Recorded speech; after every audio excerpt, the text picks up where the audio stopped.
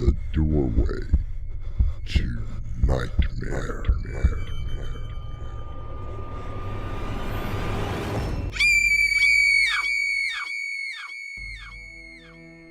Come in. Welcome. I'm your host, Artemis Black.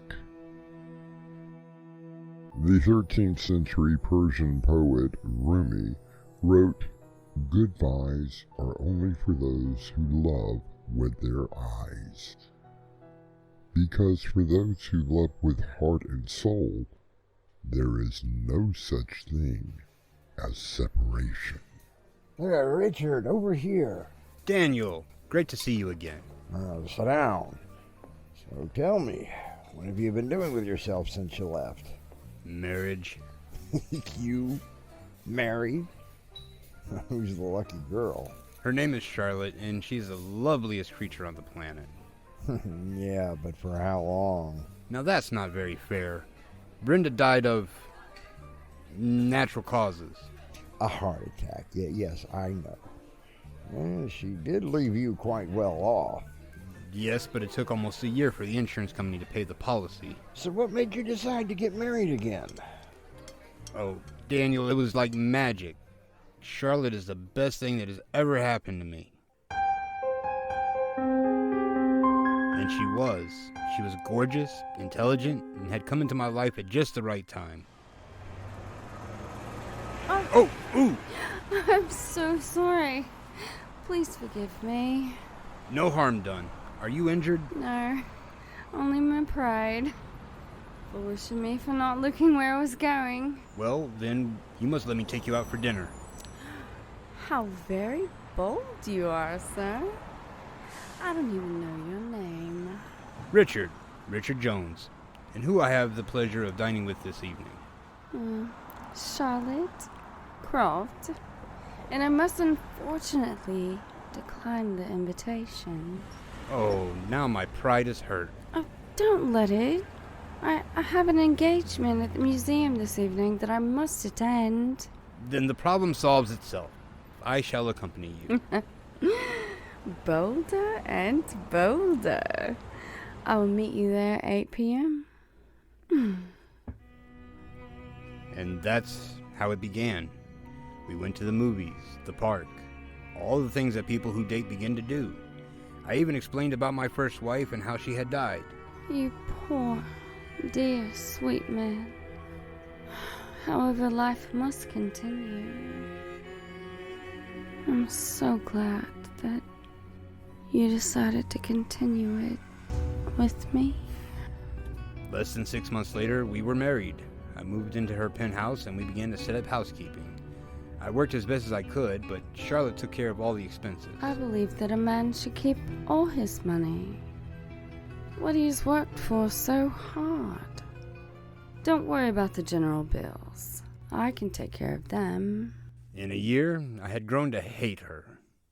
I understand that hate is a very strong word, but it's the only one that I can come up with. To me, she seemed to lord over the fact that she was taking care of me. I offered many times to pay the bills, do the shopping, but every time I brought the subject up, she would tilt her head and laugh and say, Richard, darling, don't give it another thought. Let me worry about those trivial matters. Yes, I hated her for that, until one day when I regretted hating her. Hello? I'm coming home, Richard. Wait for me. The phone went dead. I tried calling her back, but it simply kept going to her voicemail. I must have left 20 messages, but none were returned. It wasn't until the doorbell rang, and I found the police on my doorstep. Mr. Jones? Yes? I'm afraid that I have some rather disturbing news. Your wife, Charlotte Jones, has been killed in a car accident. Charlotte? Are you sure? Could it be somebody else? This was the address on her license. I'm sorry, sir. It just can't be. I talked to her on the phone. She said that she was on her way home and that I should wait for her. we may need you to come down to the morgue for a positive identification. I felt like it was a dream. I barely remember seeing her body lying on the slab at the morgue. Her face was mangled, and while they had tried to get most of the blood off of it, she was still a grisly sight to see. Is that your wife, sir? Yes. Oh, God, yes. What happened? We're not sure, but we know that it was just an accident. We're still investigating, but I'm quite positive that it will be ruled as such. I'm sorry for your loss. My loss? Oh no. It's my gain. According to Edgar Allan Poe, the boundaries which divide life from death are at best shadowy and vague. Who shall say where the one ends and where the other begins? I'll be back shortly with Act 2.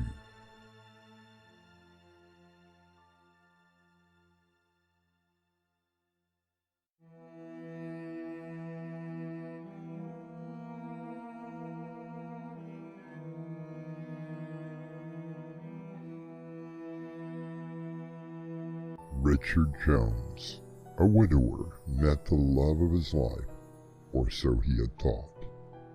Even though he was working, his new wife, Charlotte, seemed to be carrying the weight of the everyday bills that tended to occur. While the marriage seemed to be perfect at first, Richard began to loathe her. Until...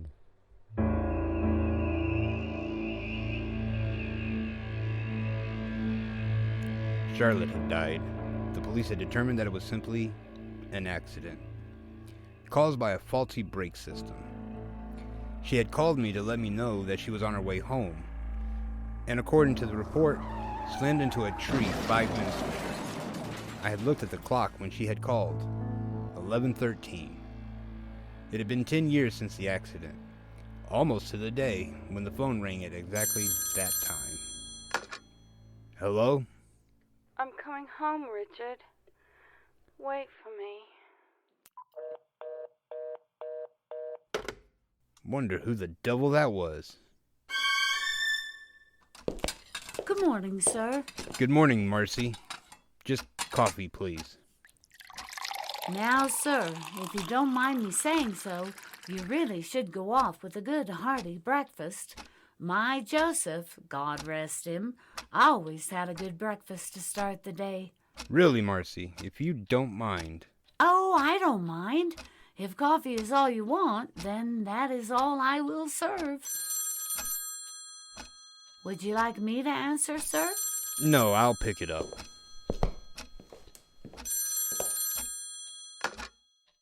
Hello? I'm coming home, Richard. Wait for me. Sir, will you be home for dinner?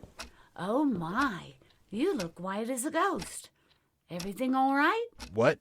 Oh, yes, everything is fine. Just a wrong number. It seemed to upset you, sir. I'm fine, Marcy. Very well, sir. Will you be coming home for dinner? Yes, I should be. If I do run late, I will give you a call.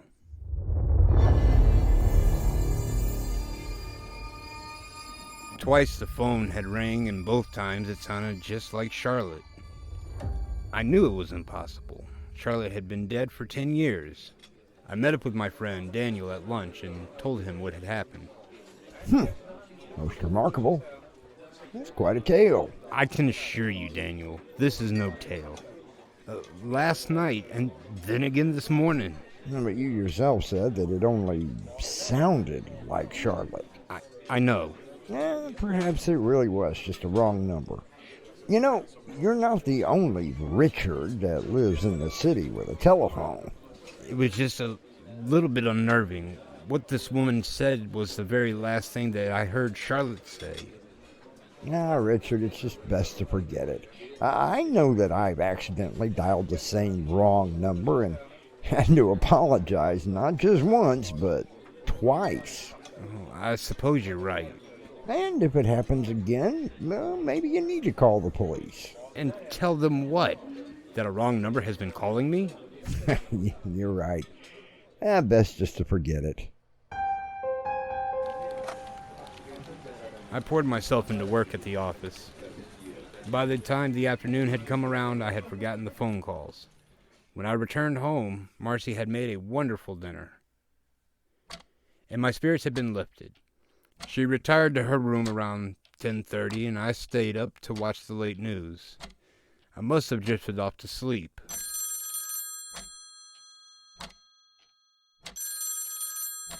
I woke with a start to the ringing of the phone. Hello? I'm coming home, Richard. I'm afraid that you have the wrong number. Wait for me. I stood there, staring at the receiver in my hand. I looked over at the clock and a cold chill went up my spine. 11:13. Sleep was fitful that night. However, for 2 days, there was no strange calls. I would let Marcy answer the phone every time that it would ring, but it was usually something that either her or I was expecting. That was until Thursday night. Now your dinner is in the oven, sir.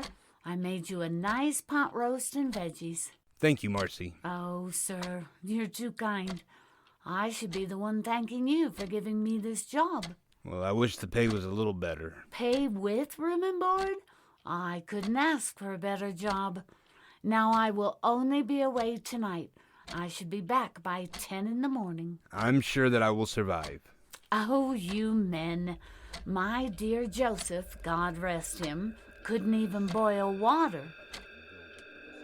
The apartment was silent. I had some peace and quiet. And without thinking about it, I answered the phone. I'm coming home, Richard. Wait for me. Charlotte? Richard. Why? Richard, why? There was no mistaking it for a wrong number now. It was Charlotte. I knew that voice. Even after 10 years, I knew that it was her. She had asked me why. Why what? Why was I still alive? Why had I not died of a broken heart? Or was she asking why it was me that had killed her? Someone once told me that there can be nothing against you unless the dead could come to life. I can assure you that what awaits Richard is nothing short of pure terror. I'll be back shortly with Act 3.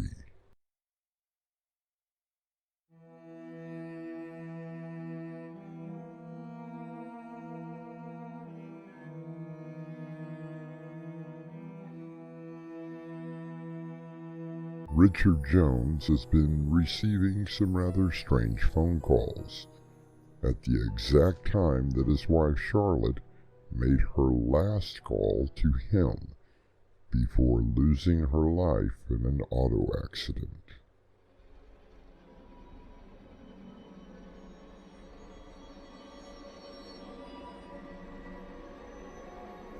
Yes. You have guessed correctly.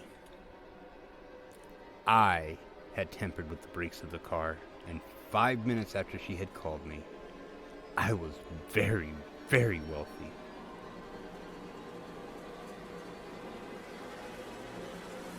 The money was practically gone within a year, and there was just enough to afford the apartment and the services of a lonely widow named Marcy, who has, I believe, grown quite fond of me. Talking to her, I have found that she is in no desperate need of money, as she had redeemed a large settlement from her husband's estate. But I don't want to progress plans too far ahead of myself. Oh, sir, you startled me. I didn't expect you to be home. I'm sorry, I didn't mean to frighten you. Oh, it's all right. My Joseph, God rest him, used to sneak up on me all the time. Gave me such terrible jumps, he did. When I backhanded him one time, on accident, of course, he stopped that foolishness. Now then, since you are home, how about a nice cup of tea? I just made some coffee. Oh, well, suit yourself. Did you enjoy your visit? Oh, yes, sir, very much. My friend Evelyn and I always have a nice visit, both of us losing our husbands and all.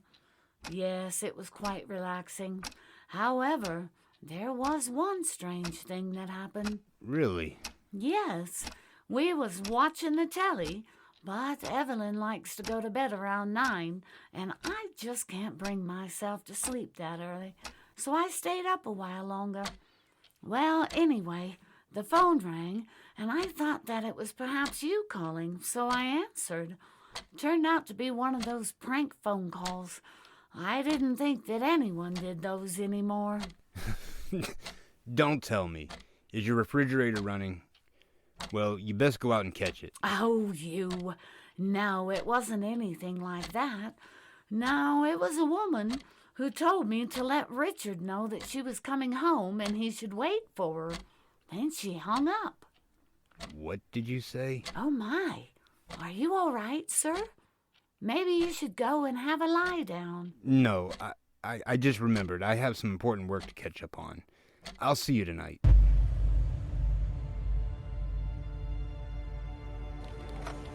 Home was the last place that I wanted to be.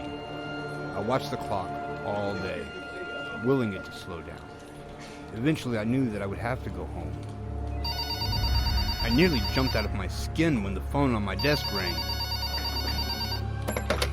Hello? Is that you, sir? Yes, Marcy, it's me. Look, I should be home around 7. Well, sir, there seems to be some company coming over tonight. I'm not aware of anyone coming. I took another call a few minutes before I called you. The woman on the other end said that she would be home tonight and that you should wait for her. She said that she was your wife. I thought you told me that your wife had died.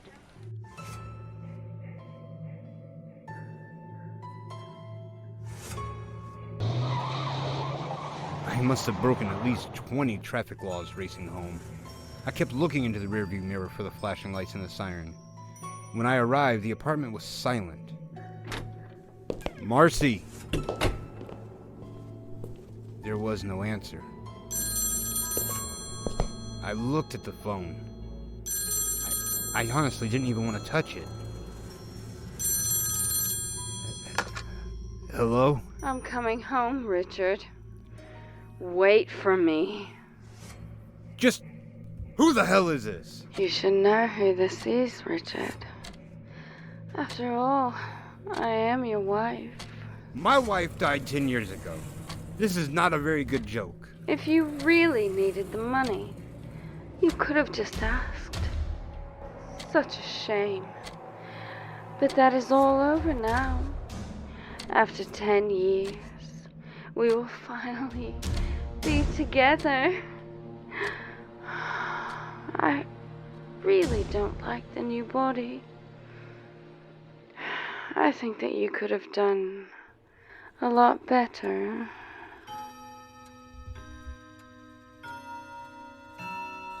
So now I'm sitting here in the living room, which seems to be a very archaic name. I'm watching the clock as I write all this down, hoping that by my confession and the events that have happened, my soul will not be damned. Marcy? Get me out, Richard. Wait for me. Charlotte! I'm going to leave these notes on the table. Frozen. All I can do is sit here and wait for I'm not even sure what. Marcy or Charlotte, whatever is waiting for me in that room. I can't move, and I don't want to go down the hallway and find out what's behind the door. I'm afraid to. I'm home, Richard. I'm really home.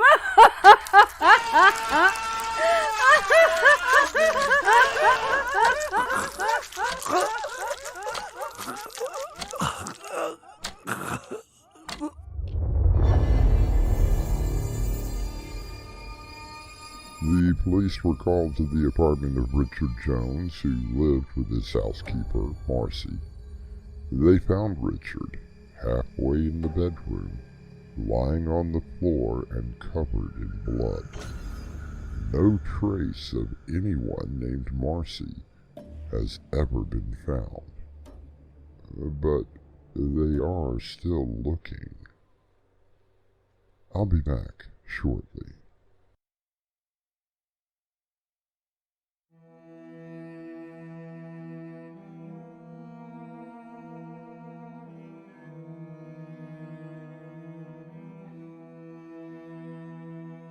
I began our little tale with a quote from George Orwell. I will end it with one from Ralph Waldo Emerson. It is the secret of the world that all things subsist and do not die, but retire a little from sight, and afterwards return again. Our cast included Mark Wheeler, Annie Mick, Crimson McKenzie, Carter Sheriff, and Winslow Swan. The story was edited by Crimson McKenzie, and the production was under the direction of Winslow Swan. And now, a preview of our next tale. The rules are quite simple, Miss Markheim. You simply sit here and smoke cigarettes. Doesn't seem to be too stressful. And for that, you will give me $5 million? Tax-free. Of course, there is a catch.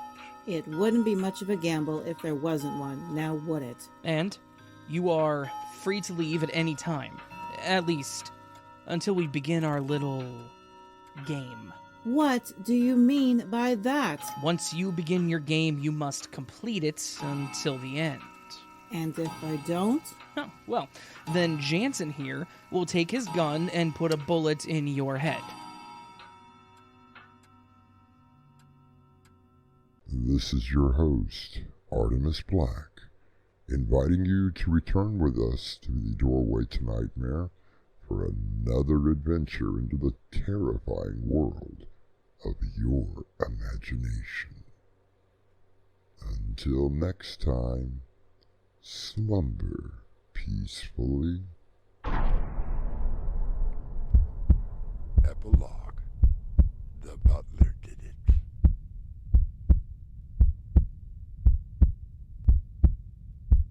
Hey guys, this is Crimson. And this is Swan. And we'd love to know what you think of the stories. Even if it's bad. So leave us a comment. Or give us a thumbs up. Thank you.